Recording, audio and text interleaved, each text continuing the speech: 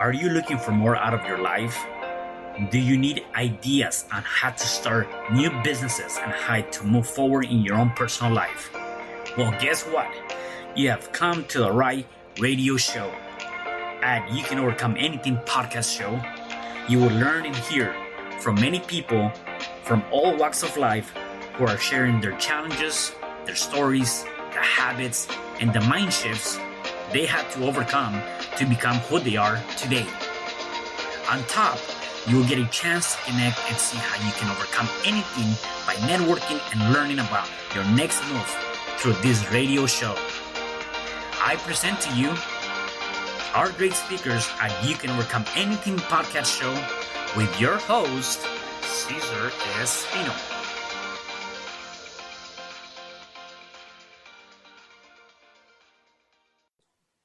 Hello there, and welcome back to another episode of You Can Overcome Anything podcast show. It is your host, Cesar Espino, and I have a special guest. His name is Ivan Temelkov. Hey, Ivan. Hey, what's going on, Cesar? Oh, good, man. Good. Hey, thank you for being here. Really appreciate that. And before we get started, let me just give the listeners a little bit of your background, and we can take off from there. So, Ivan, he is the CEO of Razor Sharp Digital, the #1 human marketing agency in the world, and an avid entrepreneur, vlogger, podcaster, father, and husband. In 2015, he helped his family flooring business go from $250,000 to over $500,000 in year-over-year revenue. He has been featured in Inc. magazine, Social Media Examiner, The Rise to the Top, and have worked with global recognized brands. Some of those include Amazon, Audible, AT&T, Charter, Spectrum, to just name a few. Wow, that's amazing, man. You definitely had a pretty good track record there. So that's awesome. So why don't we get started by telling me a little bit about your background? Where are you originally from, and how was your upbringing? Yeah, absolutely. Well, first of all, thank you for having me on your show. I always enjoy sharing the story because I think it's the story that just kind of paves, to where we are today. It's our background that really drives us to the people that we become. A little bit about me. So I was born in Bulgaria. My family immigrated to the States 30 years ago. And I didn't move to the U.S. until I was 14 years old. So that was 26 years ago. And this young kid who, cultural barrier, language barrier, was very lost at the time. It was a completely different beginning of my life. And so that was really also the beginning of a lot of things, so to speak. When we moved to the U.S., it's probably the best thing that has ever happened to me. It was merely just a risk, a wild goose chase, a chance that my father took when everybody else said, "What are you doing, man? Why are you leaving, a wife and 2 kids?" And really goes back to the risks and the sacrifices that we have to make in order to accomplish the things that we want. And so when we moved here, the first probably, I would say probably 10 years of my life were really tough. In high school, I was bullied all through high school. I was that kid that,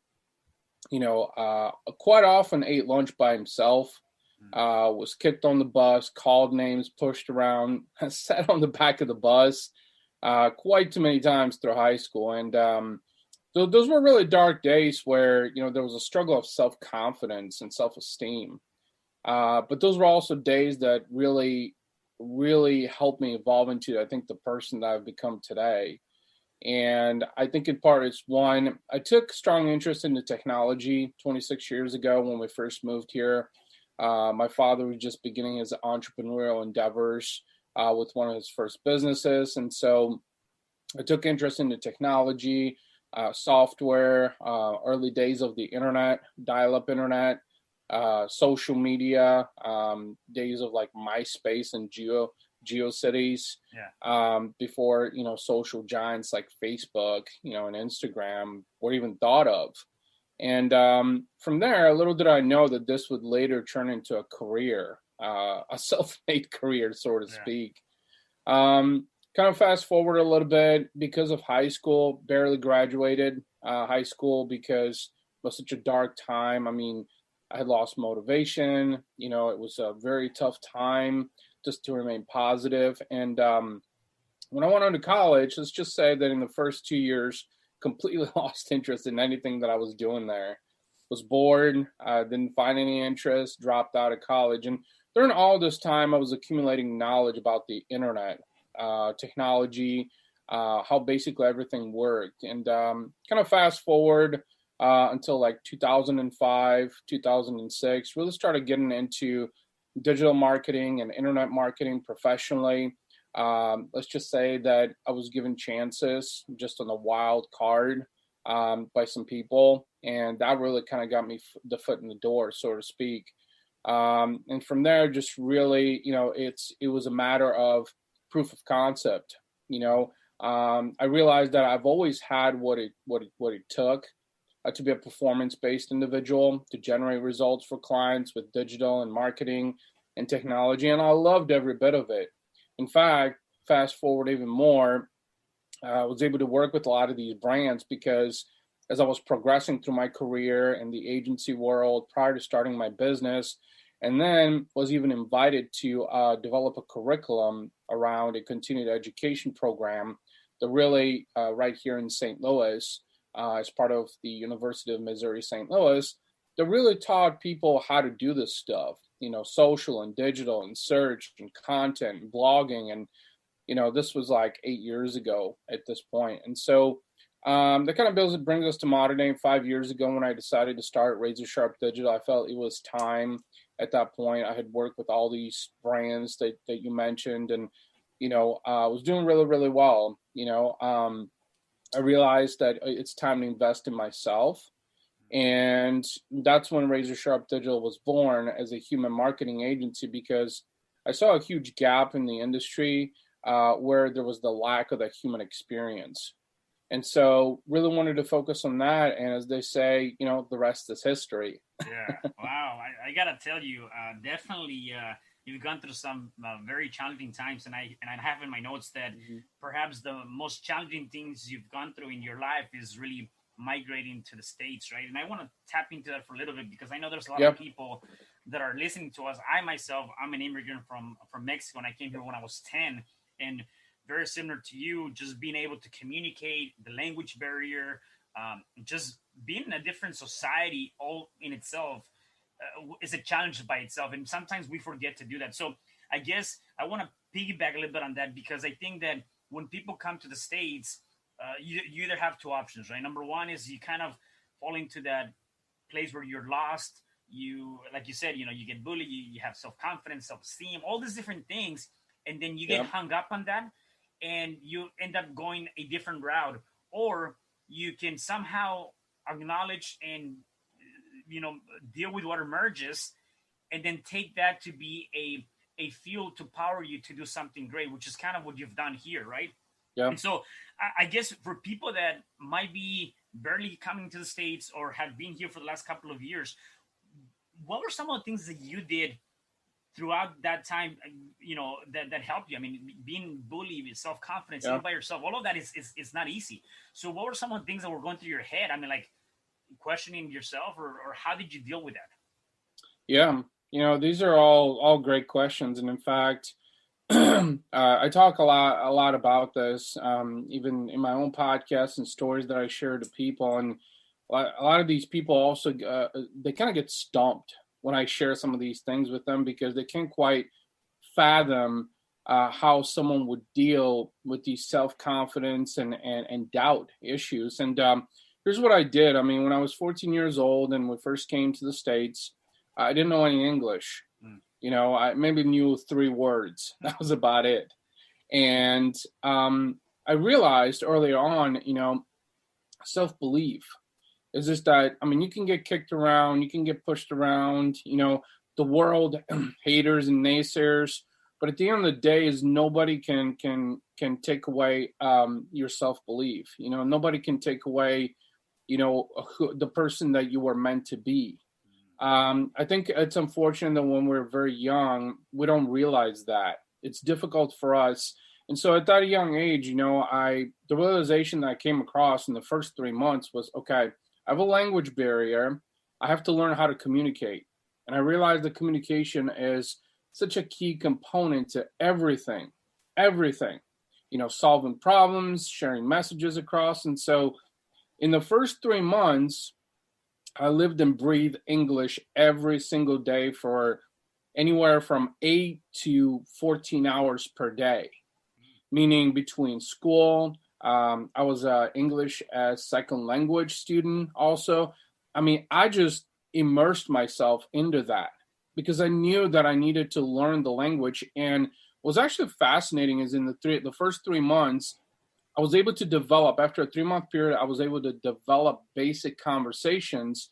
And in a very short period of time, this is something that a lot of people that speak English as a second language have to go through, is when you go through the mind shift of your brain stops translating into your native language. Like you embrace the secondary language. Because what was happening when I was so young is just that I'd hear things in English and I would translate them in Bulgarian.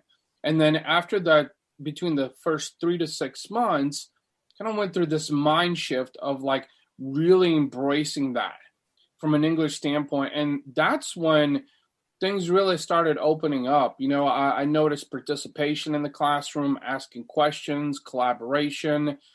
People around me were actually taking interest in me because I was different. Yeah. They would ask questions, about things. And so that was a really big challenge, but, that was also one of the best things I've ever done. And actually, there's a lot of people these days who can't even tell that English is a second language for me, because I lived and breathed it for every bit of 26 years. And they're not even able to tell because I barely have an accent, if any. Yeah. And so it really goes to, and I'm glad you asked this question, is that it's the mindset of, if you want something bad enough, if you're determined, if you're committed enough, you will do whatever it takes. It doesn't matter, literally. Like you just fall, your mind and your heart really transforms and adapts into like the state where it just embraces fully what that takes. I mean, it's an amazing feeling. And as an entrepreneur too, it's something that I remind myself of very frequently because, here's an example this morning. My kids wanted Halloween donuts from Krispy Kreme. So the Krispy Kreme website was down last night, and so was their app. And that's the only way that I could order them. The alternative was to show up at the drive-thru at 6 a.m. this morning and actually pick up donuts. Well, guess what? Ivan hasn't gotten up at 6 a.m. on a Saturday in I don't know how long. And so, the fact that I made the determination, I said, you know what, making my kids happy, the smile on their faces is priceless. And so when you kind of, put that in your mind and know that the effect, the outcome it would have, it's really anything, not donuts. It's really anything in life and in business. You really go through these transformational experiences that really makes you realize, how capable you are as a human being, how extraordinary you are as a human being. And I think that really goes back to, your question is just on when I was young, is just that the self-belief was always inside me. It's just, I had to find a way to practice that. And I think when you're really young and you're surrounded by, I was bullied every day. I hated going to school, in high school. The first probably year and a half of middle school was okay. But once I went into ninth grade, it was terrible. It was terrible. Like every day I dreaded it. But then I found hope. I found hope in interest. I found hope in learning a new language. I found hope in survival also. And now that I look back, it's actually amazing because, a lot of people think that when bad things happen to us, and there's been a lot of bad things that have happened in my life too, and some of them we'll probably chat about, but I think it's, the setbacks, the experiences, especially bad ones, that really teach us lessons. And I know that sounds so counterintuitive to most people. It's like, why should I suffer? Well, you have to suffer. Like literally suffering is a way to accelerate forward. It really is. When you think about it, is if you want to get into shape, right, you got to go to the gym and you got to eat right, right? So you're suffering by exercising, and most people hate exercising. I mean, in the United States, over 60% of people are obese. Wow. Yeah. And so they hate going to the gym, but you got to suffer if you want to gain something. You know, if you want to build a business, you have to invest. So you got to suffer and invest. And so I've come to realize that, and now being 40 years old, I've come to realize that failures and setbacks are things that are meant to be embraced. When I used to get frustrated, every time I would fail, I would say, Ivan, really? Like, was this a self-induced failure, or was this a completely unintentional failure? Could I have prevented it? I would have all these questions, and I realized that, you know what? This was meant to happen. Embrace it, learn from it, move forward. Don't dwell on it. Because I used to dwell on stuff like that. And when I was younger, I used to dwell on those things, especially through high school. You know, I used to think, I remember like so many days just sitting at lunch by myself, or getting on the bus or getting off the bus and being kicked so I would fall flat on my face. And I would think to myself, like, why me? You know, why me? What's so different about me? You know, what makes me lesser of a human being than these people? And honestly, absolutely nothing.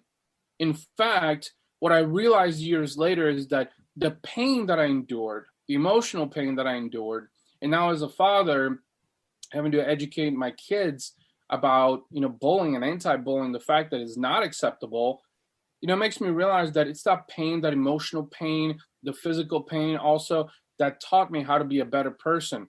Would I wish that on somebody? No, hell no. I would not wish bullying on anybody, because it warps people's mindsets, their character. It really does. And it did for me too. You know, through high school especially, I wanted to play sports. I was really good at sports.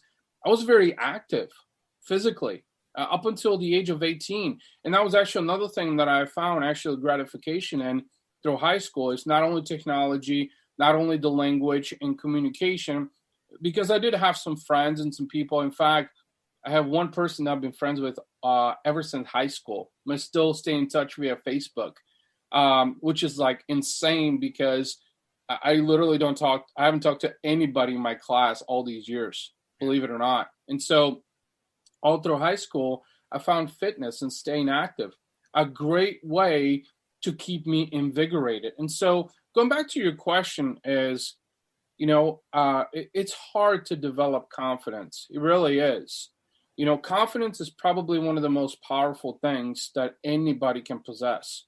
If you have confidence and you can develop that confidence and know that I'm unstoppable, and not worry about what anybody tells you or what happens, just keep going. I mean, the sky's the limit, as they say. You can do anything. And that's probably, you know, everyone has their own regrets. Now looking back, I think to myself, you know what? I wish I had more confidence back then. I wish I knew better. But, you know, the reason I am where I am today is because of what happened in the past. The past is the past. Focus on the future, you know, because the future is, what are you going to do from this point on? What happened in the past is important. You know, it's in the past, it's history, but don't let your history dictate your future. And a lot of people actually do that. A lot of people allow their history to dictate their future. And, you know, here's another example is I've been friends with a couple of people over the last 2 years. One actually I met on Facebook, and we met in real life. He's an actor, and he's really supported me in a lot of things. We just became really good friends. And, you know, yesterday he sent me a message and he said, Ivan, I've seen what you can do. I've seen what you can do. You know, you're successful in your business. You know, you're getting in shape. You've been a cyclist for 7 years. You've done a lot of amazing things, dude. Like, have more self-belief in yourself. You can do this. And I think one part of me is there's still a soft side of that 14-year-old, 15-year-old, 16, 17, 18-year-old kid, you know, that was bullied. And it took me a long time, Cesar, a long time to really put that in the past, you know, and realize that, because I used to allow that to hold me back. I'm a kid who barely graduated high school, dropped out of college. I would have been the first to go to college in my family, to talk about the bar being really high, right? Right. Yeah. And choosing a different direction. But then I realized that, what? It's my life. It's my life. I choose the way I live it. And in fact, I talked about this yesterday on my podcast, is self-love. Love yourself first and foremost, because you know what? You get to live with yourself all of your life. People will come and go in your life, relationships, wives, whatever. People, loved ones, the circle of life. But the one person that's constant with you is yourself. So learn how to love yourself. And that is being patient with yourself, believing in yourself, developing confidence, being more assertive, being more daring, and this is literally part of my approach, is that I'm every bit of disruptive. I'm every bit of innovative. I'm every bit of an early adopter, but that's precisely what has helped me get to where I am today. Because I have done, when everybody goes right, I go left. Everybody goes left, I go right. I'm always doing the opposite. And I think in life and in business, to overcome anything, is always think of what could I do different? Because there's enough mediocrity in the world. It just is. You want to be a leader? Leaders don't do the same shit as everybody else. Right. They don't. And so maybe that answers your question. I know I kind of elaborated upon it. And one thing that I want to kind of go back to too is that we talk about failures, right? And failures are, again, they happen very often. And I'm with you, where if you're not failing, then you're maybe not you're not learning, so you're not moving ahead. The biggest thing is, though, I've often been asked this question, and I want to get your input, is, well, I fell today, yesterday, like 3 times today, like I'm failing constantly, and I can not seem to get out of that. And like, how did I continue to do this when I'm failing, or how did I continue to move forward, right, when I'm constantly failing? What would be your take on that? Wow, I mean, that's a pretty powerful question, and here's my thoughts on that is, the most successful people, or some of the most successful people I've ever met, and I've interviewed even billionaires before, are lifelong learners. And what that really means is that a lifelong learner is someone that never stops learning. They embrace every day, every single day. They don't develop that superior ego to where they think that, I'm above everyone else. Because when you think you're above everyone else, you're actually beneath everyone else. Because you develop this egocentric superiority. So I will tell you this.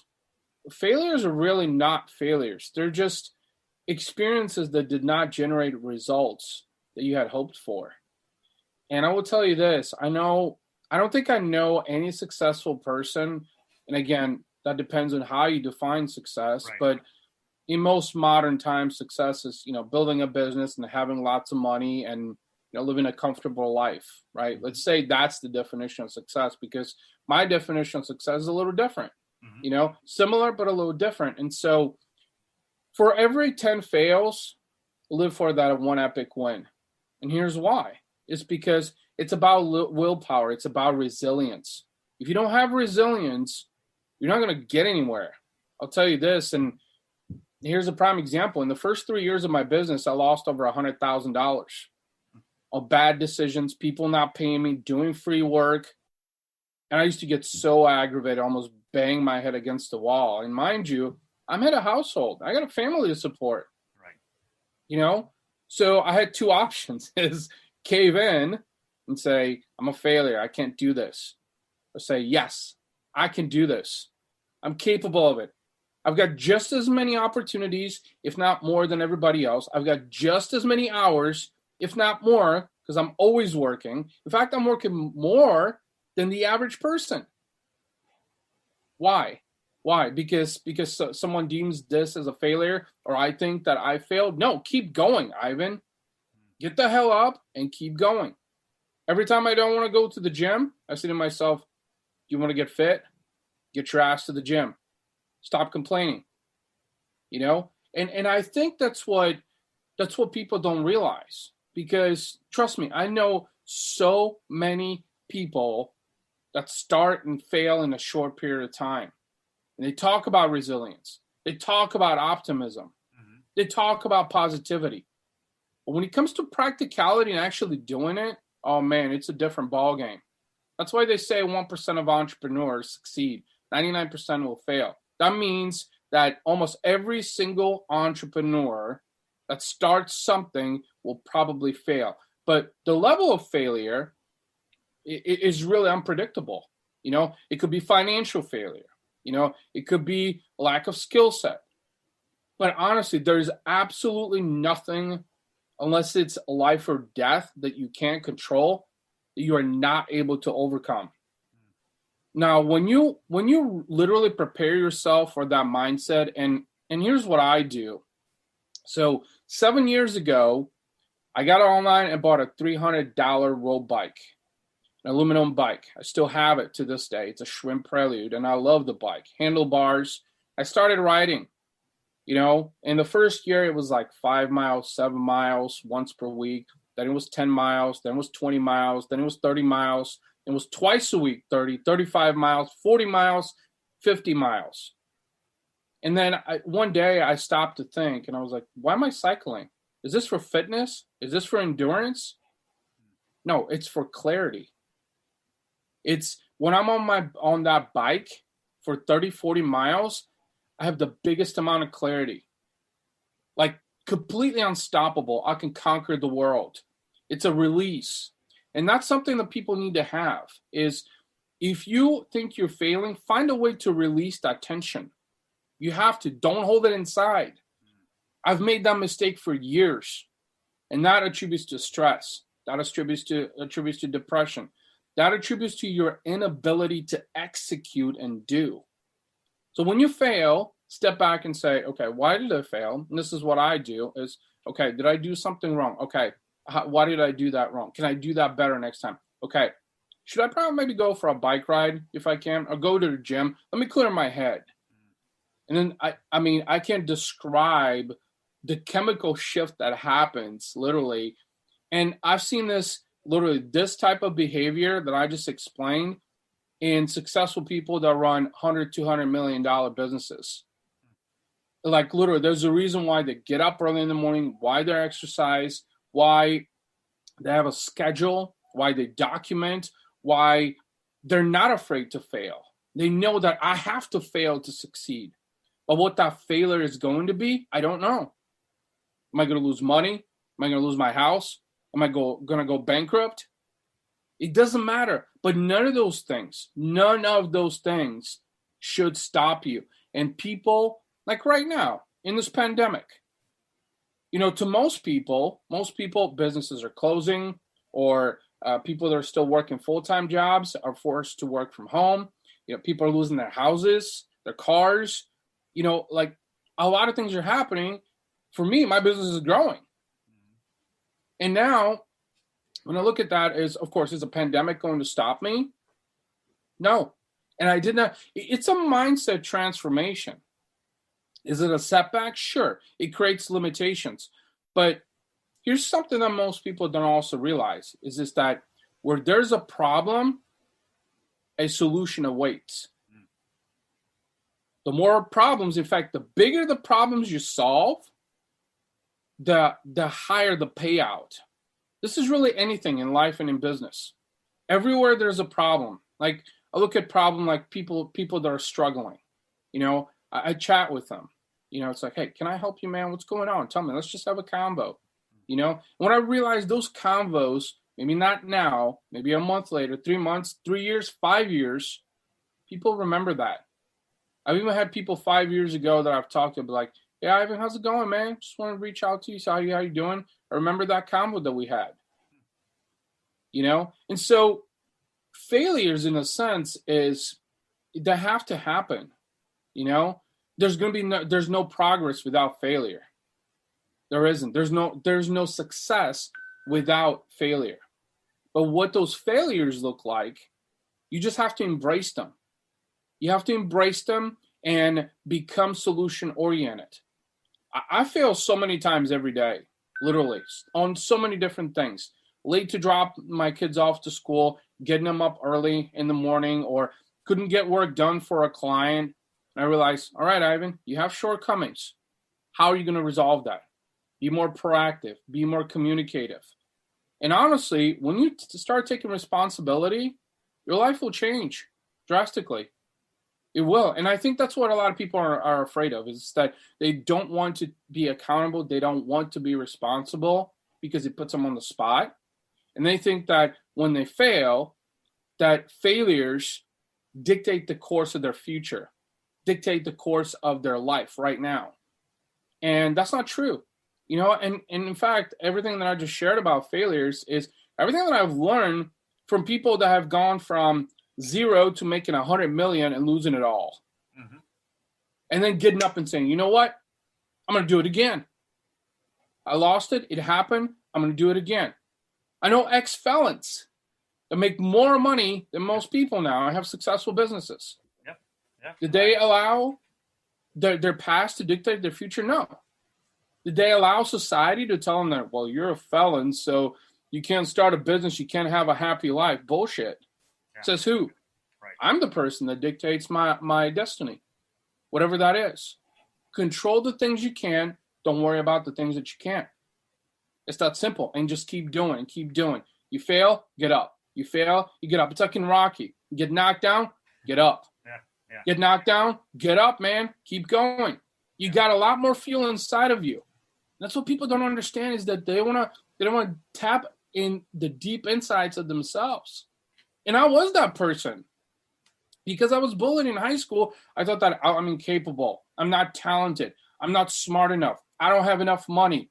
I'm not good looking enough. I'm not fit enough. You know what? That's nothing but excuses.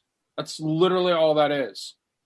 And so it's amazing when you remove everything from society and one of the issues here, Cesar, is that I think most of us growing up, at least prior generations, were taught differently in a very traditional manner. I think a lot of us, so, I'm 40 years old, so I'm an upper end millennial, 80s kid, right? And I was taught to go to college. I was taught that if I didn't go to college, I wouldn't make it in life. Says who? Just because I didn't finish college. In fact, I made more money than the people that have MBAs, and I have zero debt in terms of college loans. Isn't that a smart investment? I think it is, if you ask me. Right. I self-educated myself and got my MBA from the School of Google. Most people can't fathom that. They can't. Why? Because I can't be resourceful? Because I can't be applicable? Sure, you can be, Cesar, and you are, and so is everybody else. But it's about self-belief. It's about confidence. It's about you fail, get up, and keep going. So that's my take on failure. Yeah, and I got to tell you, I love what you mentioned, and part of that is that I think it was Walt Disney. He had 3 or 4 nervous breakdown. He filed bankruptcy 7 times. And when you think about that, again, as you mentioned, very successful people have gone and through so many different lessons of failures, right? And what I love what you mentioned is that you got to be able to start making that mind shift or start changing how you perceive things or how you look at things by finding something of interest. Like, again, cycling. I like to go out for walks every morning and night when I need to clear my mind. And during the day, if I'm having some sort of a challenging day, I just go out on a walk and just walk and put on some earphones and just start clearing my mind. And so you have to be able to find something. I love the fact that you mentioned that. And just kind of going through all of that too, right? One thing that comes to mind is what are some tips or what are some of the things that you would suggest people can do to start building that self-confidence? Yeah, no, that's really a tough one, honestly. The self-confidence. The self-confidence is going to come from within, to be honest with you. There's going to be people out there in the world that will support and encourage you and motivate you. But at the end of the day, nobody's going to do anything for you. And so it takes time to build self-confidence. I would encourage you to to really, do some soul searching. That's where I think self-confidence really comes from. A soul searching is that, you know, every human being has something unique or many unique things in themselves. We were all built uniquely for a reason, by the creator. And so, but a lot of people overlook that because they're so immersed into the minutiae of the world, politics and world news and wars and religion and everything, money, and it's really tough to detach from that because you live it on a day by day basis. And so my advice is that it's soul searching, as some people would even go as far as getting a coach. Coaches also help. If you're someone that's really struggling to find direction, a coach can definitely help you with that. Personally, I haven't had a coach, to be honest with you, and this is why it's taken me so long. So you can shorten the time span by getting the help from those that have done the things that you want to do, right? So, you want to have a happier life. What does that look like?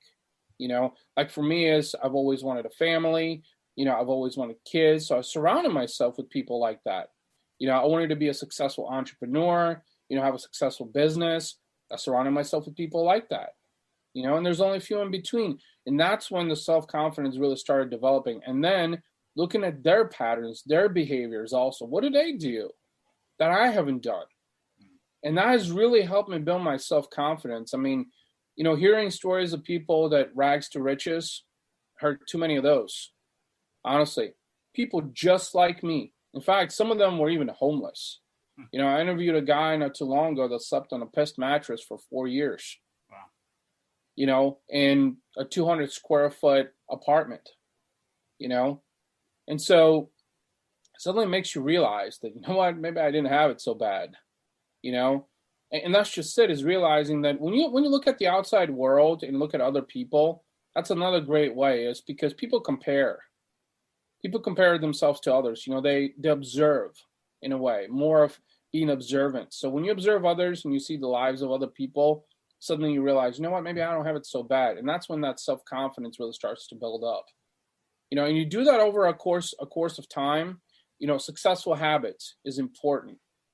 Building successful habits for yourself is important. Like journaling is important. Every night, journal. Document. Every day. Map out what your day is going to look like the day before. That's really going to help you build that self-confidence, because it also builds self-belief in knowing that, what, I have some structure. I have a process. I have a workflow here. And when you start doing that in a repetitive fashion, suddenly you realize, what, I can do this. I can do this, because now you have a proof of concept. And that's just it. I think in part, self-confidence is about proof of concept, because the reason people are not confident or struggle with confidence is because they don't have enough proof of concept in the things that they want to do in life and in business. And so the more you practice, and then at the end of the day is, how big are your goals and dreams? Do you have goals and dreams? And if you don't have any goals and dreams, then you're coasting through life. That's nobody's fault but yours. You haven't created any goals and dreams. And if you have goals and dreams, then why are you stopping? Are you gonna let lack of self-confidence stop you? Your goals and dreams are not big enough. That's just it. And I try to remind myself every time of that. It's like, Ivan, you want it all. You want it all, but you get a little tired or you lose a little bit of motivation. It happens, to all of us. But then you have to ground yourself and remember that this is what I'm working towards. And it's going to take a good part of your life. It really will, because too many people want overnight success. And that's just another thing, is just that's where self-confidence, so it's a multitude of different things. Is your goals, your dreams, believing in yourself, looking at other successful people that have done things that you want to do. I've talked about this, don't emulate or duplicate them. Just observe and see why they're doing these things. How is it benefiting them? Is it worth trying? So this is why, in part, I was very active up until I was 19 years old in fitness. I was in amazing shape. when I started smoking. This was actually, I started smoking at 16 years old.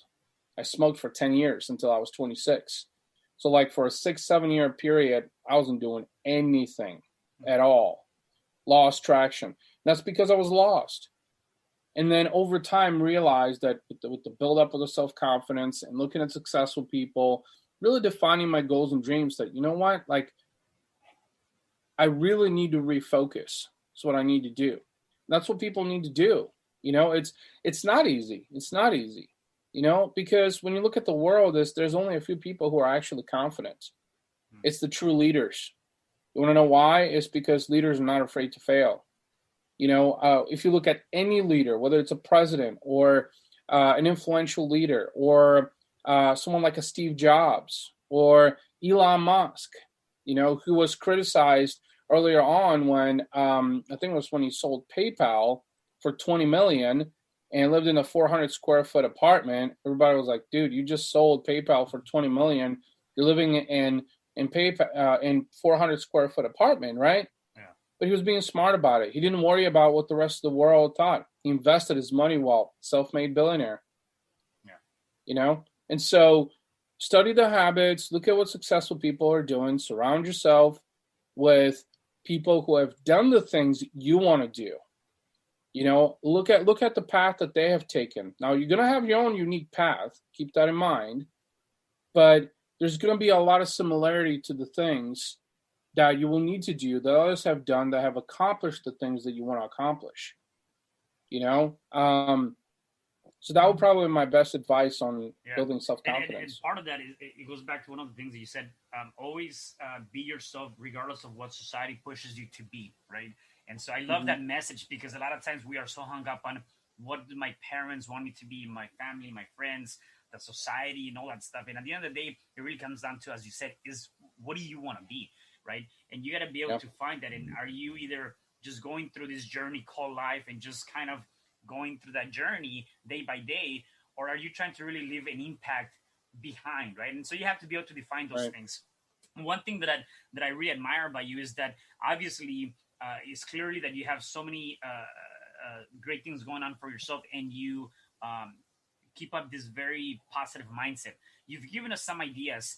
What are some of the things that you do personally on a day-to-day basis to keep you in this positive mindset and or staying focused on a day-to-day basis? Yeah, let's just say that every day is not rainbows and unicorns. I'll tell you that. I know that for a fact. Yeah. So one of the first things is knowing that, for one, not every day is going to be a win. You're going to have some bad days, but understanding that those bad days are probably your biggest challenges. That's one thing you have to realize, is because that's when you're truly tested of your true abilities. Because greatness and being solution oriented is not when everything is rainbows and unicorns. It's when shit hits the fan, and then you got to be really solution oriented and figure out how to get out of the mess. That's the first thing. Now, for me, is that it's a sense of gratitude, Cesar. That's literally, and what I mean sense of gratitude is that, in the morning. So during the weekdays, I'm the one that usually gets my 4-year-old son and my 2-year-old daughter awoke in the morning and ready for school. I drive them to daycare, I dress them, have breakfast with them, feed them, make sure they're taken care of. And when I wake up in the morning, the very first thing that I realize that, okay, I have my kids, my wife's okay, everything else is going to be okay, because there's a huge story behind my kids also, and my wife also, and they're part of success for me, because that's what success in part means to me. And having gratitude for that, and realizing that, I have my children, I have roof over my head, I woke up in a bed, the heater's now running because it's, winter time here in the Midwest, things are good. There's food in the fridge, there's coffee, like the little things. So it's the gratitude mindset that you have to embrace. And once you embrace that gratitude mindset, it's really a transformational experience every day. I know a lot of people talk about they don't look at their phone in the morning for like the first 15 minutes or the first hour. for me, being a digital guy, I'm always plugged in. Right. So I like to stay communicated. I like to stay immersed. So like when I wake up, it's usually a couple minutes. Like, okay, I'm awake. Where am I? Oh, okay. My heart's beating. I have air in my lungs. I reach over to my phone. I just scan through and it's like, okay, is there something urgent that I need to address? No. Okay. And over the next hour and a half, I focus my attention on my kids. Get them out of bed, get them dressed, make sure they have breakfast. And that's the highlight of my day. The other highlight is seeing them in the afternoon. And so, but that's me. That's what I embrace. It's the gratitude and the appreciation. And the reason I said there's a story, behind my kids is because 6 years ago, me and my wife, we were told that we couldn't conceive naturally. The doctors didn't know why. And so our only option was to go through in vitro fertilization, which is an assistive medical approach, which is actually very common, especially since, my wife was 34, 35. And, usually when you get that late in age for women, as they say, the biological clock is ticking and the chances of conceiving naturally is actually less than 12%. Wow. And so immediately for me, it was like, wait, I've always wanted kids. Like, why is this happening? And I still to this day, I know they're both acts of miracle.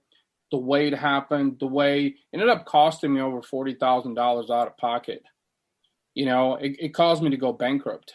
And that was another thing, is just that when I was going through that bankruptcy, which was a little over 3 years ago, that was finalized. Finally, being able to put it back is just that when that was happening, like literally, there were so many things that were going through my mind, Cesar, but I kept reminding myself, and this goes back to what I do daily, is just that they are the win. They're the ultimate prize. I paid the sacrifice. A bankruptcy is nothing. $40,000 is nothing. I have 2 lives that I get to cherish for the rest of mine. Right. That enhance and complement me as a human being. That is priceless to me. And when I literally acknowledge that, it's like every single day reminding myself that. It's like, Ivan, you can do anything. Stop worrying about what the world thinks. Stop worrying about what other people tell you. Stop worrying about what your parents tell you. Stop worrying about what anybody tells you. You just do what you want to do, because you said something that I wanted to touch upon. You said, our family and friends envision a version of us. And my parents did. They wanted me to go to college. They wanted me to get to graduate. They wanted me to get a good career. They wanted me to live this life.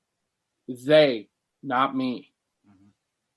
And that's just it. Is for a long time, I struggled with this, because I thought that, if I'm not making my parents proud, then I'm failing. No, if I'm not making myself proud, I'm failing. And that's a guilt that I think as an immigrant that I carried, and that's in fact what was prohibiting me from pushing forward, because I worried so much about what would my dad think? What would my mom think? What would my sister think? As opposed to, what do I think? What do I want? Why am I not doing that? Why do I do that every day? And remind myself every day, I see my kids, I'm grateful for them. I know it took a lot of pain, a lot of sacrifice. There's a whole story behind that. Use that as fuel, Ivan. Use that as fuel. That's what I use every day, literally as fuel. As I say, you know what? It's for my kids, because I want them to have opportunities I didn't, because I want them to be able to build their goals and dreams. I don't want them, when they get to age, figure out, okay, am I going to go to college or start a business? But have something to help them with. And I knew that going to college and working a 9 to 5, and barely scrubbing by wasn't going to cut it. In fact, when 80% of Americans live paycheck to paycheck, only to find out that they're broke after they get their paycheck, have less than $500 in their bank account. That's America, literally right now. And it's not getting any better. So why would I want to do that? And I realized, okay, I'm going to take a bigger risk and remind myself this every day, every morning when I see them. It's for them, because they're my why, they're my purpose. And that's another thing too, when you were asking, what are some things that I do, is what is your why?